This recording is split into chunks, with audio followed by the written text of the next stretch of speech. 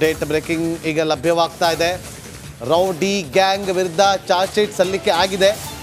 ತಾಯಿ ಪವಿತ್ರ ಗೌಡಾಳನ್ನು ನೆನೆದು ಪುತ್ರಿ ಪೋಸ್ಟನ್ನು ಮಾಡಿದ್ದಾರೆ. ತಾಯಿ ನೆನೆದು ಪುತ್ರಿ ಖುಷಿ ಭಾವುಕವಾಗಿ ಪೋಸ್ಟನ್ನು ಮಾಡಿದ್ದಾರಂತೆ. ನಿನ್ನನ್ನು ತಾಯಿಯಾಗಿ ಪಡೆದಿದ್ದು ಪುಣ್ಯ, ಕಣ್ಣು ಮುಚ್ಚಿಕೊಂಡು ನಂಬಿದ್ರು ಅದು ನೀನೇ. ಹೆತ್ತ ಮಗಳು ತಾಯಿಯ ಬಗ್ಗೆ ಇವತ್ತು ಪೋಸ್ಟ್ ಅಂದರೆ ಒಂದು ಮೊರಾಲ್ ಆಗಿ ಸಪೋರ್ಟ್, ನಾನು ತಾಯಿಯೊಂದಿಗೆ ಇದ್ದೀನಿ ಅನ್ನೋ ಒಂದು ಸಂದೇಶವನ್ನು ರವಾನೆ ಮಾಡೋದಕ್ಕೆ. ಈಗ ಚಪ್ಪಲಿಯಲ್ಲಿ ಹೊಡೆದಿದ್ದು, ಕಿಲ್ ಹಿಮ್ ಅಂದಿದ್ದು, ಇದೆಲ್ಲವೂ ಕೂಡ ಕಾನೂನಾತ್ಮಕವಾದಂಥ ಹೋರಾಟಗಳು ನಡೆಯುತ್ತೆ. ಆದರೆ ಇಷ್ಟೆಲ್ಲ ಆದರೂ ಕೂಡ ಒಂದು ಕಡೆ ಕುಟುಂಬಸ್ಥರು ಜೈಲಿನ ಬಳಿ ದೌಡಾಯಿಸಿದ್ದಾರೆ ಮಗಳನ್ನು ಬೀಟ್ ಮಾಡಬೇಕು ಅಂತೇಳಿ. ಮತ್ತೊಂದು ಕಡೆ ತಾಯಿಯ ಬಗ್ಗೆ ಪೋಸ್ಟನ್ನು ಮಾಡಿದ್ದಾಳೆ ಮಗಳು. ಇದೆಲ್ಲವೂ ಕೂಡ ಅವರ ವೈಯಕ್ತಿಕ ವಿಚಾರ. ತಾಯಿಯನ್ನು ಇಂಥ ಸಂದರ್ಭದಲ್ಲಿ ಸಪೋರ್ಟ್ ಮಾಡಬೇಕಾಗಿರುವಂಥ ಕರ್ತವ್ಯ ಮಾಡ್ತಿದ್ದಾರೆ, ಆ ಕೆಲಸ ಆಗ್ತಾ ಇದೆ. ಆದರೆ ಈಗ ಕಾನೂನಾತ್ಮಕವಾದಂಥ ಹೋರಾಟಗಳು ಈಗ CC ಆದಮೇಲೆ ಸರ್ಟಿಫೈಡ್ ಕಾಪಿ ಆದ ಬಳಿಕ ಈ 17 ಜನ ಆರೋಪಿಗಳ ಪರ ವಕೀಲರು ಅದನ್ನು ತಗೊಳ್ತಾರೆ. ಒಂದೊಂದು ಸರ್ಟಿಫೈಡ್ ಕಾಪಿನ ತಗೋತಾರೆ. ಆ ಸರ್ಟಿಫೈಡ್ ಕಾಪಿನ ತಗೊಂಡು ಅದನ್ನು ಸ್ಟಡಿ ಮಾಡ್ತಾರೆ. ಸ್ಟಡಿ ಮಾಡಿ ನಮ್ಮ ಕಕ್ಷಿದಾರನ ಯಾವ ಸೆಕ್ಷನ್ಗಳಲ್ಲಿ ಇದೆ ಅಂತೇಳಿ ಏನೆಲ್ಲ ಆತನ ಮೇಲೆ ಕೇಳಿ ಬಂದಿರುವಂಥ ವಿಚಾರಗಳು ಅದೆಲ್ಲವನ್ನು ಕೂಡ ಸ್ಟಡಿ ಮಾಡ್ತಾರೆ.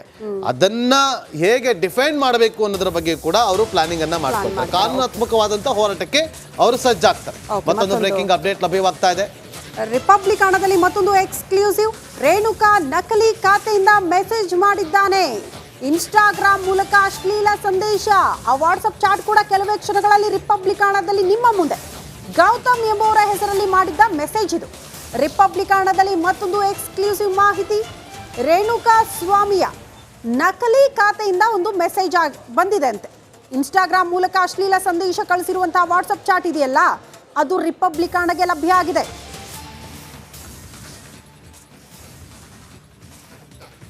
ನೋಡಿ, ಈಗ ನಮ್ಮ ಸ್ಕ್ರೀನ್ ಮೇಲೆ ನೀವೇನು ಗಮನಿಸ್ತಾ ಇದ್ದೀರಿ, ಇದು ನಕಲಿ ಖಾತೆಯನ್ನು ಸೃಷ್ಟಿ ಮಾಡಿಕೊಂಡು ಗೌತಮ್ ಅನ್ನೋ ಹೆಸರನ್ನು ಸೃಷ್ಟಿ ಮಾಡಿಕೊಂಡು ಅದರಿಂದ ನಕಲಿ ಖಾತೆಯನ್ನು ತೆರೆದು ಆ ಮೂಲಕ ಸಂದೇಶಗಳನ್ನು ಕಳಿಸ್ತಾ ಇದ್ದ.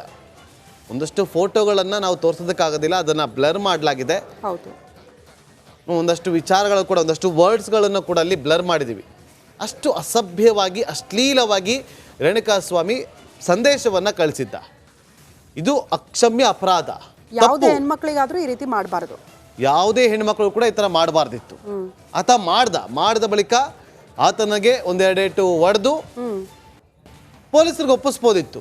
ಕಾನೂನಿತ್ತು, ಕಾನೂನಾತ್ಮಕವಾಗಿ ಅವರನ್ನ ಶಿಕ್ಷೆಗೆ ಒಳಪಡಿಸಬಹುದಿತ್ತು. ದರ್ಶನ್ ದೊಡ್ಡ ಸೆಲೆಬ್ರಿಟಿ ಹೇಳಿದ್ರೆ ಪೊಲೀಸರೇ ಕ್ರಮ ಕೈಗೊಳ್ತಾ ಇದ್ರು. ಅದನ್ನ ಬಿಟ್ಟು ಜೀವ ತೆಗೆಯೋದು ಅಂದ್ರೆ ಮಾಡಿದ್ದು ಮಹಾಪಾಪ, ಹೇಳೋದು ವೇದಾಂತ.